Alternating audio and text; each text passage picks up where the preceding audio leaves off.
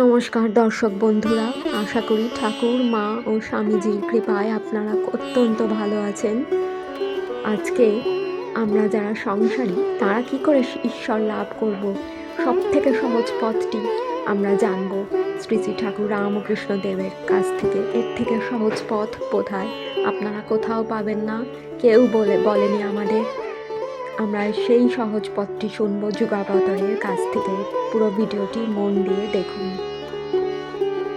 আমরা তো সংসারে আছি, আমরা তো বন জঙ্গলে গিয়ে তপস্যা করতে পারছি না, আমরা আত্মীয় স্বজন বন্ধু বান্ধবের মধ্যে দিন যাপন করছি সুখে দুঃখে। এখন আমরা ঈশ্বর লাভ করব কি করে? ঈশ্বরই লাভই হলো জীবনের উদ্দেশ্য, এটা আমরা জানি। ঠাকুর মা ও স্বামীজি প্রত্যেকে এই কথা বলছেন। কি করে আমরা মনকে শান্ত করব?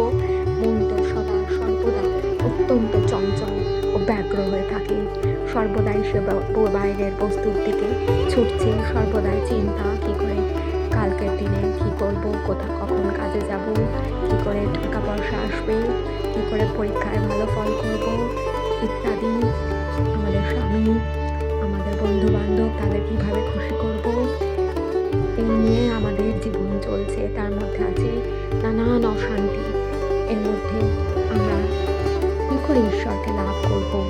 এর উত্তরে ঠাকুর শ্রী শ্রী রামকৃষ্ণ আমাদের মতো গৃহী সন্তানদের বলছেন যে তোমরা ঈশ্বর লাভ করতে পারবে খুব সহজেই। সেটি হলো ভক্তি।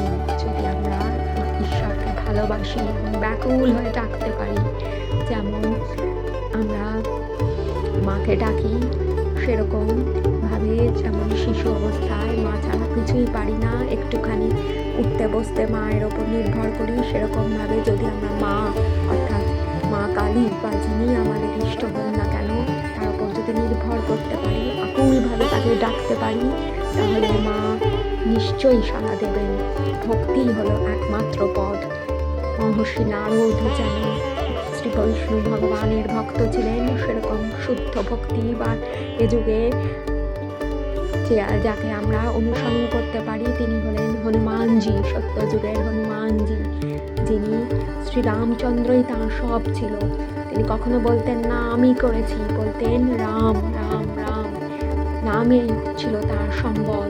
অত্যন্ত শক্তিশালী নিজের হয়েও তিনি রাম নাম স্মরণ করতেন সর্বদা। রাম নামে তিনি সাগর পাড়ি দিয়ে দিয়েছিলেন, পার হয়ে গিয়েছিলেন। ঠিক সেইভাবে আমরা যদি নারদীয় ভক্তি অনুসরণ করতে পারি, তাহলে আমরা সহজে চট করে এই ঘরে বসে এই সংসারের মধ্যে থেকেই ঈশ্বর লাভ করতে পারবো। এর জন্য আমাদের বনে জঙ্গলে পাহাড়ে পর্বতে নির্জন স্থানের কোনো প্রয়োজন নেই।